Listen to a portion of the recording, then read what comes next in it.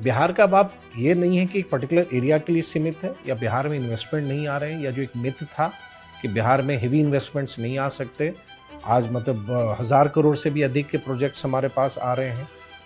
1,81,000 करोड़ के एमओयू हमने साइन किया। आप पूछ सकती हैं कि ये सिर्फ एमओयू साइन हुआ, लेकिन मैं आपको कहूँगा कि नहीं, 90,000 करोड़ के प्रोजेक्ट की सैंक्शनिंग भी हम लोगों ने कर दी है, जो उसका एक स्टेज 1 क्लियरेंस है या किन्हीं को लैंड अलॉट करना है। तो चीज़ें बदल रही हैं। आज बिहार के किसी हिस्से में जाइए, और अगर नॉर्थ साउथ ही देखिए, आप मुजफ्फरपुर जाइए, आप दरभंगा जाइए, आप गया जी जाइए, आप पूर्णिया जाइए, तो जो ऐसा नहीं है कि अब डेवलपमेंट की रोशनी या डेवलपमेंट सिर्फ एक शहर तक अब कन्फाइंड है। अगर पटना एक लेवल तक आया तो ग्रेजुअली वो स्प्रेड करेगा। और आज अगर हम 11% पर हमारे थे, अगर आज हम 17-18% के नज़दीक हम आ रहे हैं, तो वो भी बढ़ रहा है। और Bihar itself is a big market. हमारा अपना पॉपुलेशन या हमारा जो लोकेशनल एडवांटेज है आसपास के स्टेट्स के साथ, तो Bihar has got everything now.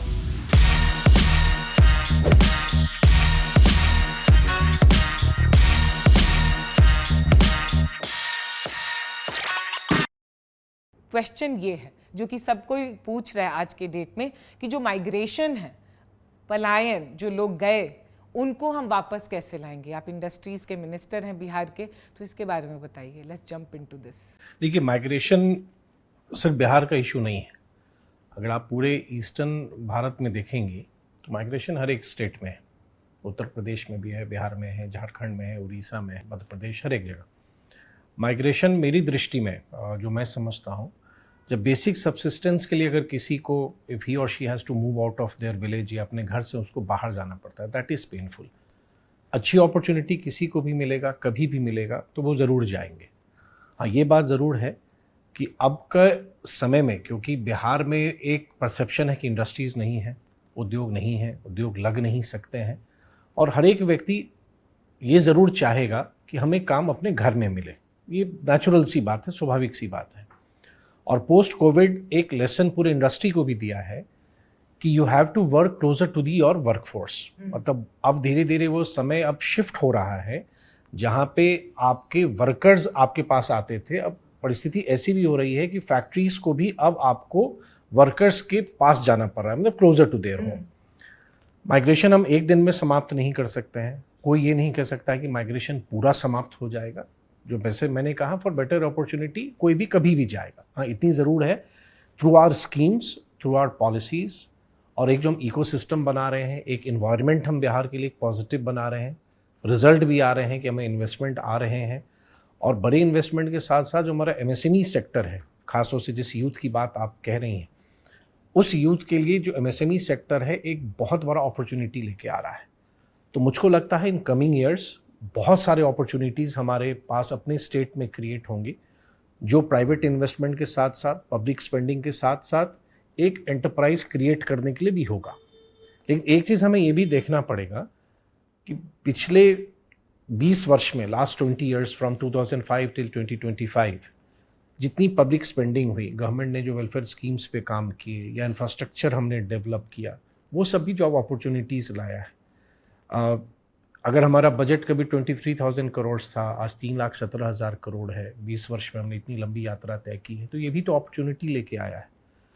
अगर रोड्स बने हैं, ब्रिजेस बने हैं, अगर हमारे यहाँ इंस्टीट्यूशंस आ रहे हैं, तो वो भी अपॉर्चुनिटी लाया है। लेकिन हाँ, ये ज़रूर है कि हमें एक बृहद स्तर पर काम करने की ज़रूरत है, और गवर्नमेंट ने अभी एक संकल्प भी लिया है, ऑनरेबल चीफ मिनिस्टर ने, कि in coming 5 years 1 crore job opportunities हम क्रिएट करेंगे, B it in government, private, और हम रोज़गार के अवसर हम देंगे। You know, one question I have for you is कि क्या क्या हुआ है, अभी क्या है? अगर आज बिहार में कोई आता है तो क्या दिखेगा इंडस्ट्रीज? देखिए, मैं भी बस कुछ दिन पहले क्या, मैं आपको एक एग्जांपल दूंगा। एक जो परसेप्शन है ना, मैं अक्सर इस बात को मैं कहता हूँ कि लोगों ने बिना बिहार गए हुए एक परसेप्शन बना लिया है कि बिहार ऐसा है वैसा है।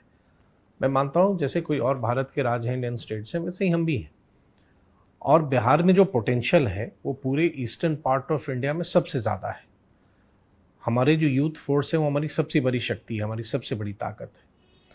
आज आप में एक इंडस्ट्रियल साइट जो 90 के डेकेड्स में बंद हो गई थी, मुझको वहाँ भी कुछ दिन पहले जाने का अवसर मिला। वहाँ टेक्सटाइल का बहुत बड़ा यूनिट आ रहा है एट इन्वेस्टमेंट अबाउट 400 करोड़, जो 12,500 जॉब एम्प्लॉयमेंट अपॉर्चुनिटीज़ क्रिएट करेगा एक मधुबनी जैसे डिस्ट्रिक्ट में। तो अब ये भी एक बहुत बड़ा संभावना है। मैं अररिया डिस्ट्रिक्ट गया, वहाँ फॉरबिसगंज इंडस्ट्रियल एरिया में बहुत बड़ी यूनिट्स आ रही हैं जो वहीं के कैचमेंट में बहुत बड़ा जॉब क्रिएट करने जा रहा है।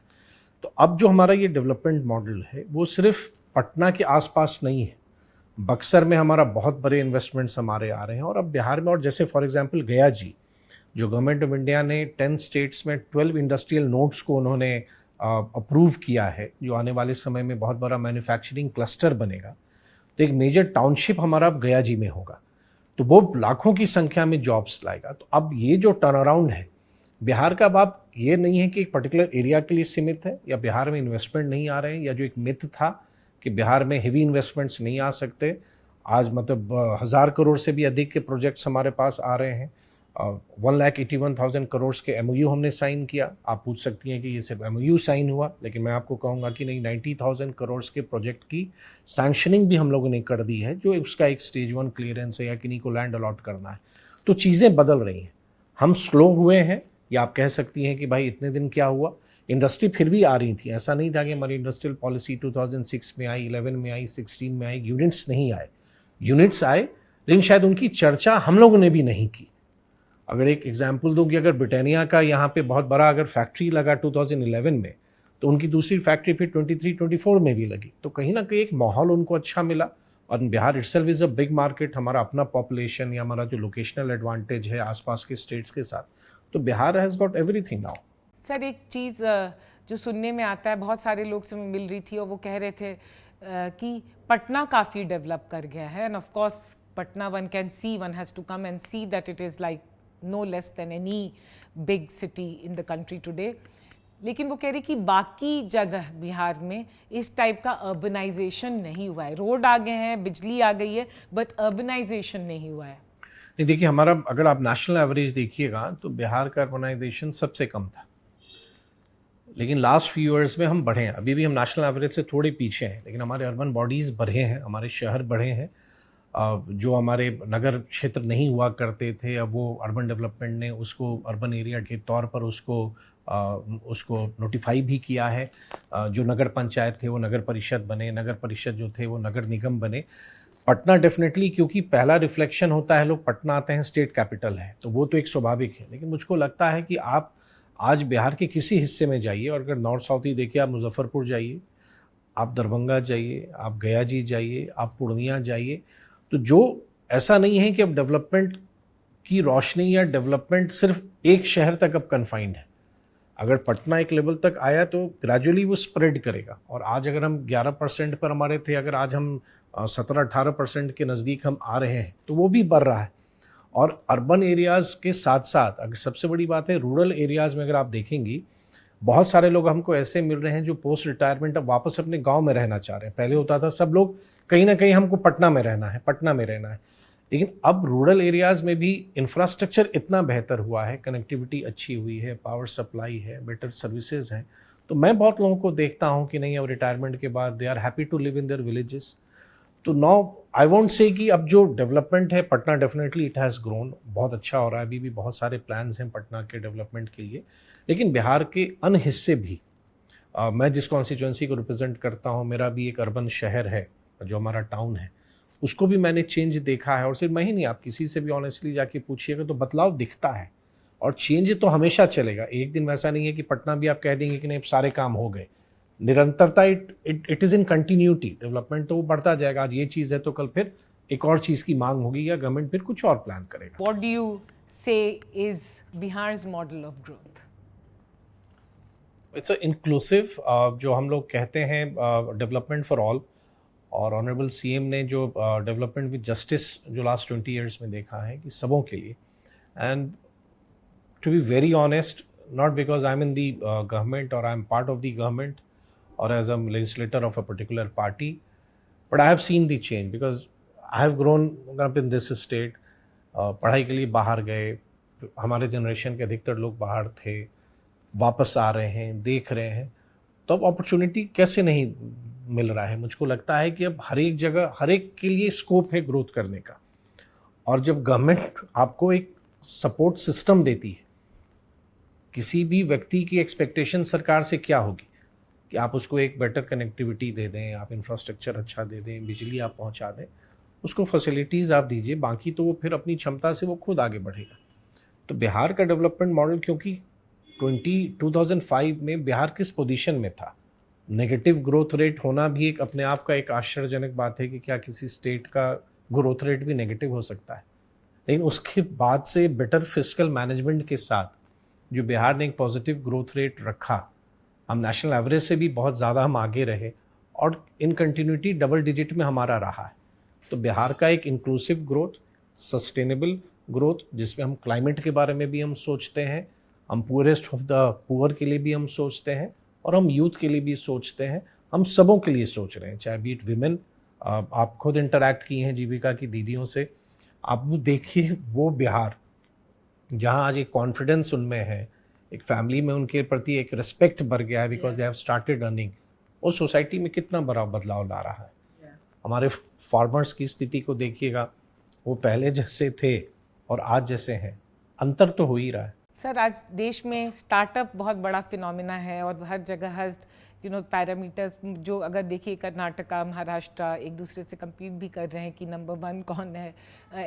What is Bihar doing for startups and what would you like to tell the young people in the state? आज हम सोचते हैं तो कहीं ना कहीं बैक ऑफ आवर माइंड ये ज़रूर होना चाहिए कि आज का यूथ क्या सोच रहा है, उसकी सोच हमसे अलग नहीं हो सकती है। हम भी जब कॉलेज में रहे होंगे, हमारी भी सोच कुछ वैसी ही रही होगी, but with the technologies penetration into everyone's life, they have more access to information than what our generation had, या हमसे पहले की पीढ़ी को जो था। स्टार्टअप की जब हम बात करते हैं तो शायद ही कोई बिहार के बारे में बात करेगा, बिहार और स्टार्टअप शायद कोई मजाक भी उड़ाएंगे। लेकिन मुझको लगता है कि ग्रेजुअली धीरे धीरे बिहार भी स्टार्टअप के मैप पे आपको दिख रहा है। लास्ट 1 ईयर में 1000 की संख्या स्टार्टअप्स की बिहार में बढ़ी है, तो इट शोज़ दी पोटेंशियल। अभी भी हम नेशनल लेवल पर हम पीछे हैं, लेकिन मुझको लगता है कि यहाँ के यूथ में जो संभावनाएं हैं, जो अपॉर्चुनिटी है, वो अनंत है। उनको एक मंच, एक प्लेटफॉर्म देना है which are startup policy gives. और मुझको लगता है कि जिस हिसाब से इंटरेस्ट अब धीरे धीरे लोगों में आता जा रहा है अबाउट स्टार्टअप, और वो जॉब सीकर की जगह जॉब प्रोवाइडर या जॉब क्रिएटर बनना चाह रहे हैं, तो ये स्टार्टअप सिस्टम उनको एक अलग सोच के साथ एक बहुत बड़ा प्लेटफॉर्म भी दे रहा है।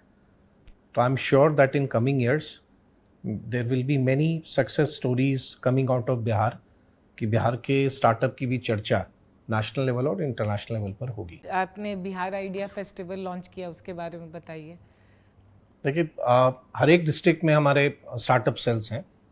बिहार में आज every district has engineering college, every sub division has a polytechnic, every sub division has a ITI। Institutions बहुत हैं बिहार में। तो डिपार्टमेंट ऑफ इंडस्ट्री ने सोचा कि हम इसको स्केल अप कैसे कर सकते हैं, और हम क्यों ना एक आसान सा प्लेटफॉर्म हम दें अपने यहाँ के यंगस्टर्स को कि आप किसी भी फील्ड में, चाहे वो एग्रीकल्चर हो या टेक्नोलॉजी बेस्ड हो, एनीथिंग विच यू हैव, अगर आप थोड़ी आउट ऑफ बॉक्स सोच रहे हैं, कुछ आप नया सोचना चाह रहे हैं, आप कुछ नया करना चाह रहे हैं, आप में वो आइडिया है, आपको वो जगह नहीं मिल रही है कि मैं सोच के साथ कहाँ जाऊँ। बहुत सारे यूथ से हम भी मिलते हैं, लगता है कि मेरे पास ये आइडिया है, उसको समझ में नहीं आ रहा है कि हाउ टू प्रोसीड में आगे कैसे जाऊँ। तो ये एक बिहार आइडिया फेस्टिवल जो हमारा लगभग 1.5 मंथ का एक कैंपेन है। फेस्टिवल इसलिए क्योंकि हम चाहते हैं कि एवरीवन्स पार्टिसिपेशन हो इसमें, एक उत्साह लोगों में रहे और एक उत्साह के साथ सभी लोग आएँ।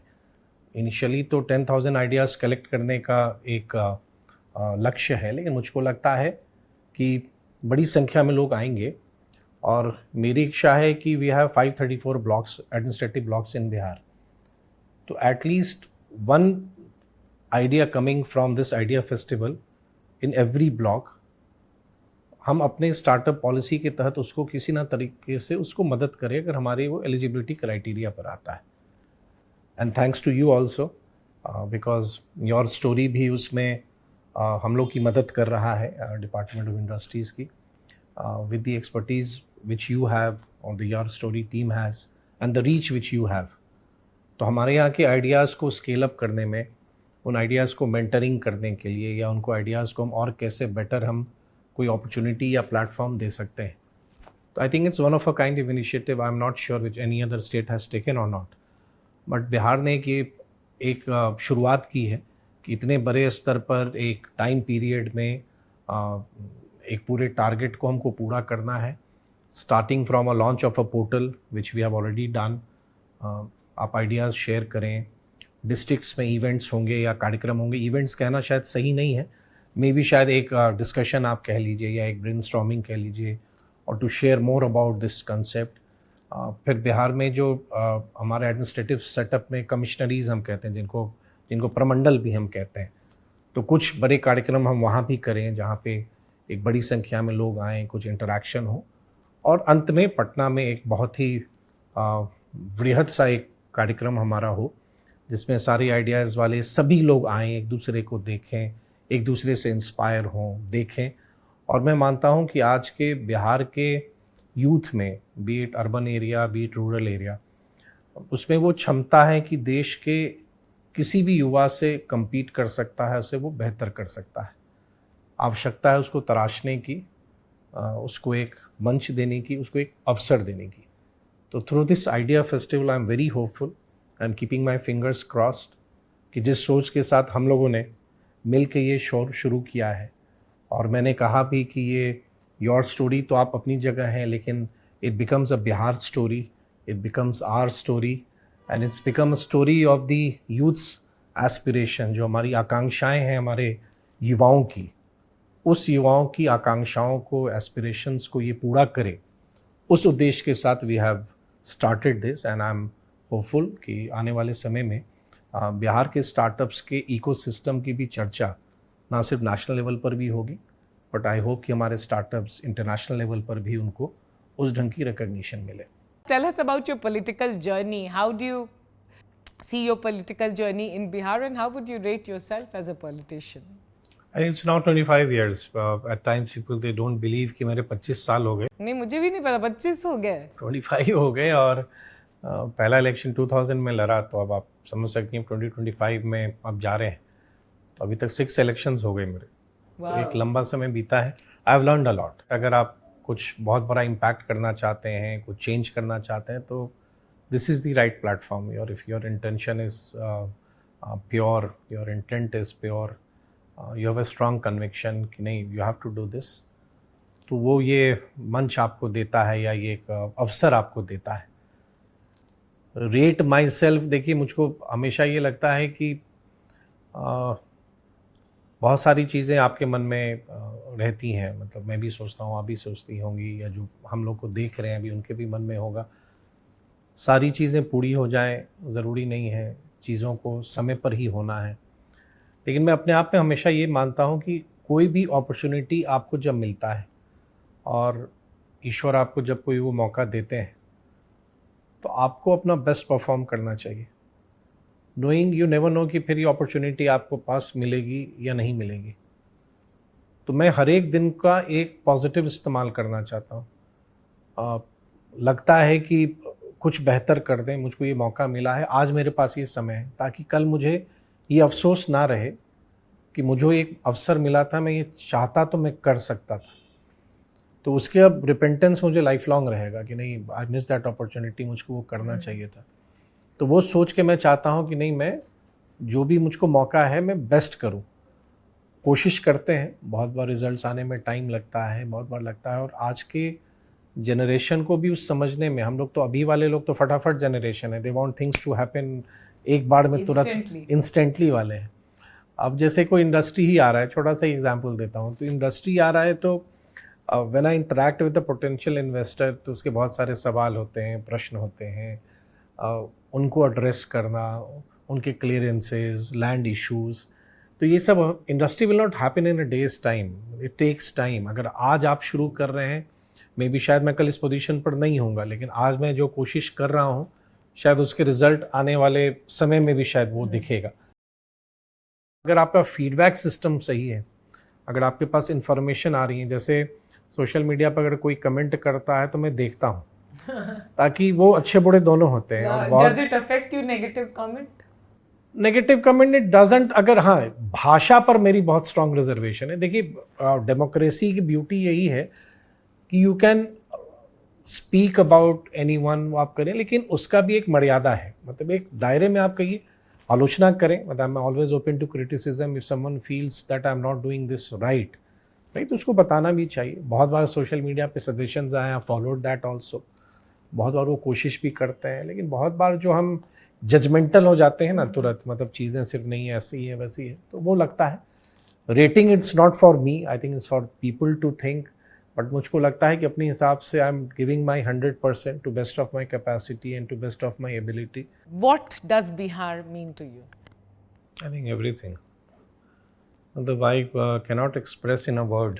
Bihar is my identity, Bihar is my soul, Bihar से पहचान है आपकी, और बिहार ने आपको सब कुछ दिया है।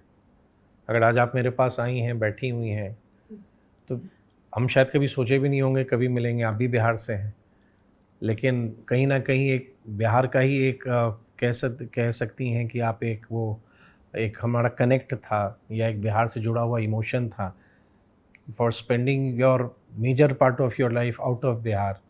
कहीं ना कहीं वो बिहार आपके अंदर था। जो आपने बुलाया और लेवरेज किया और कहा आ जाओ। हाँ, इस कारण से आप आई, तो मुझको लगता है, जैसे मैंने कहा, तो एक शब्द से बड़ा किसी व्यक्ति की पहचान अगर उससे है तो वो क्या है। और लेकिन इतना ज़रूर मुझको लगता है कि बहुत बार जब फील करता हूँ मैं कि एज अ बिहारी या एज अ मिनिस्टर, नाउ मैं इंडस्ट्री देख रहा हूँ, कुछ दिन पहले तक टूरिज़्म भी देख रहा था, बिहार के इमेज को वैसा बनाने में हम लोग ने भी बहुत उसमें कंट्रीब्यूट कर दिया है। हम लोग अच्छी बात, तो आपने भी कहा, अच्छी बातें को शेयर हम क्यों नहीं करते हैं, मतलब बिहार के बारे में एक जो उसका इमेज का बदलाव होना है ना, मैं तो अक्सर कहता हूँ कि बिहार कानों से नहीं आंखों से देखिए। बहुत बार हम सुनी सुनाई बात पे चले गए। इन्वेस्टर मीट पे मैंने किसी से पूछा कि आप जो बिहार के बारे में सोच रहे हैं, क्या आप बिहार गए हैं, तो कहता है नहीं मैं बिहार कभी नहीं गया। तो वो बिहार कभी गया नहीं, वो बिहार के बारे में सोच ही लिया है, वो ऐसा है। लेकिन मेरा रिक्वेस्ट हर एक बिहारी से है कि बिहार की अच्छी चीज़ों के बारे में हम क्यों नहीं बात करते हैं।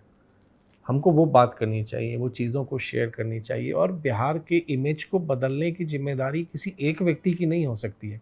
इट्स अ कलेक्टिव एफर्ट, सभी को सोचना पड़ेगा, चाहे वो बिहार के अंदर है या बिहारी डायस्पोरा जो बिहार से बाहर देश या दुनिया में कहीं भी है। आज का आधुनिक बिहार और नया बिहार भी उससे कम नहीं है।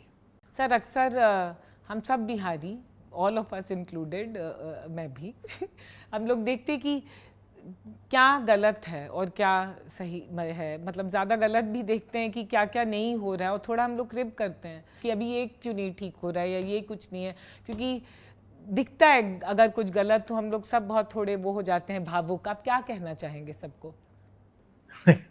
मैं दो चीज़ कहना चाहूँगा। एक तो देखिए हर एक इंसान में ये है कि जैसे आप ही अगर अभी आप कुछ पोस्ट करें और वो पोस्ट में 4-5 चीज़ें आप पोस्ट करती हैं, तो 4 चीज़ें बड़ी अच्छी हैं उसमें कहनी है। एक 5वें में अगर एक छोटी सी गलती हो गई तो ही को शी कर दिया या कुछ डिजिट गड़बड़ हो गया, तो जो लोग आपको कमेंट करेंगे वो आपके बाकी को छोड़ के सबका ध्यान चला जाएगा कि देखो ये गलत।